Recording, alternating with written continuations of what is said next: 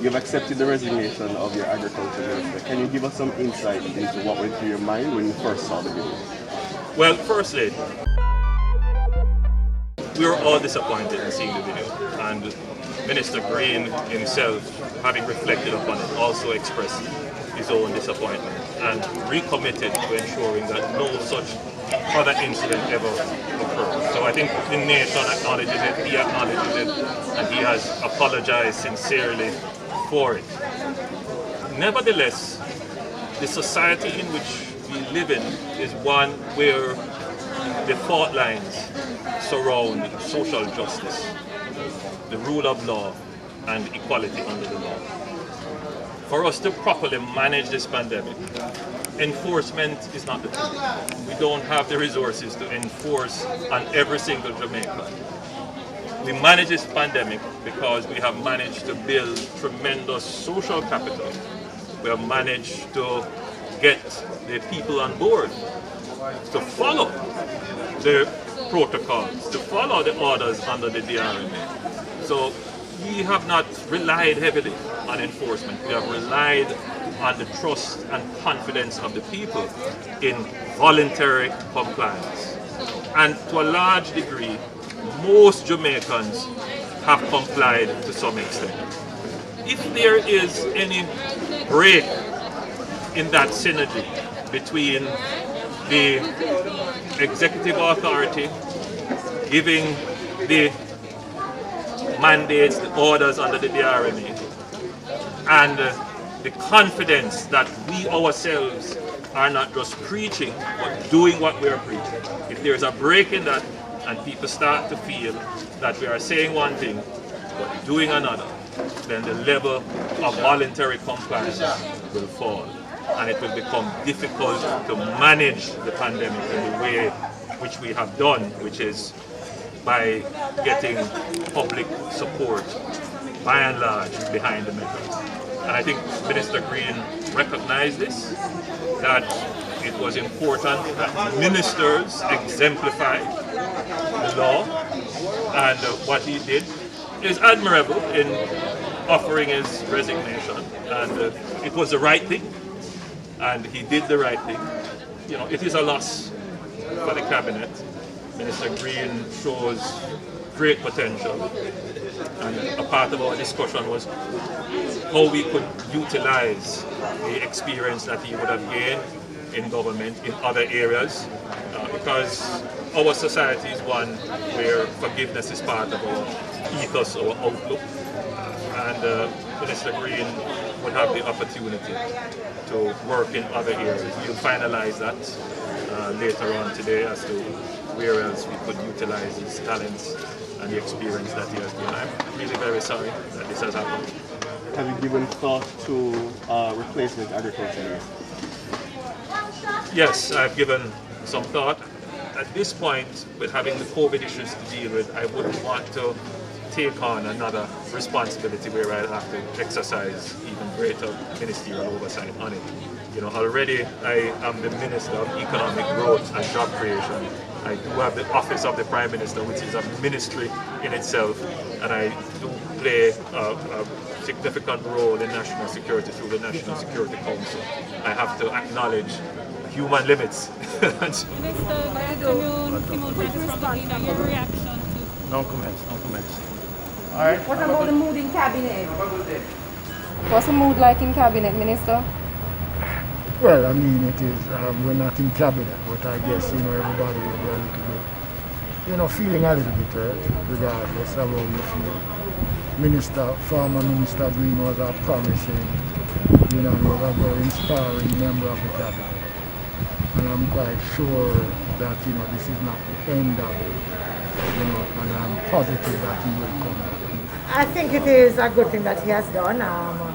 The video was really an affront to those Jamaicans who really have been suffering and holding strain under that, so I'm glad that he did the right thing. I wish that all members of Parliament, when they have behaved inappropriately, would do the right thing. I don't think he had much of a choice. I think he had to resign given how egregious that breach was. It's actually a breach of the DRMA, and people have been arrested for doing less than that. We can't operate where we have two Jamaicas, where poor black men are hauled from under the bed, are made to make public apologies, while others can flagrantly disregard the laws. We already seen a situation where tourists can come into our country and roam freely, and Jamaicans can't. We see a situation where a cruise ship comes into Jamaica and small craft vendors can't participate, but bigger businesses can. We can't operate in a situation where there's one set of rules for one set of Jamaicans and another set of rules for another Jamaicans. I'm just still trying to process it. It's a significant decision, but I understand the environment it is happening. How would you rate him as an agriculture minister? Very good, excellent. He was a very good minister, but Prime Minister and the government have made this decision, so we all act accordingly. Do you expect him to be back in the future? I can't comment on that, I don't know. In terms of the Disaster Risk Management Act, persons have been calling for charges. It is up to the police to do that, but what is your take? It's up to the police to do that.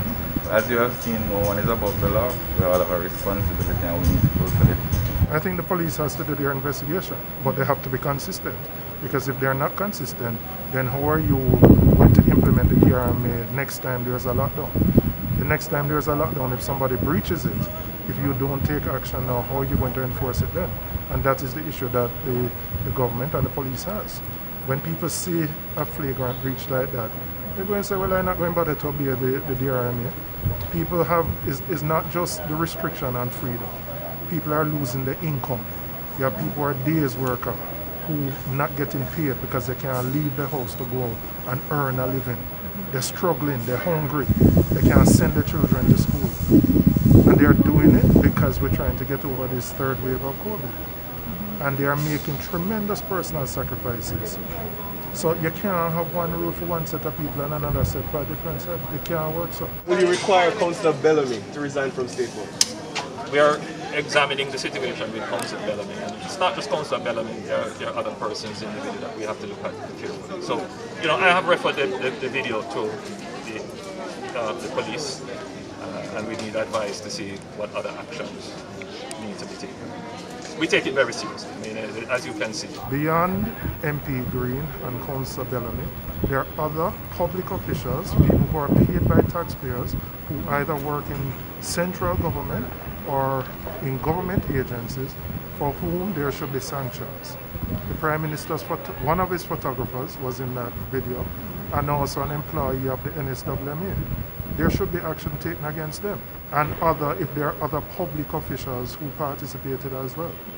So for me, I don't think he had a choice but to resign. It's very important that we have accountability where leaders in the society, especially somebody at the level of a minister, is clearly violating the spirit and intent of important rules and norms that are there for the protection of the society as a whole. We need to set a proper example. This is nothing personal against that young man. I'm sure he will learn.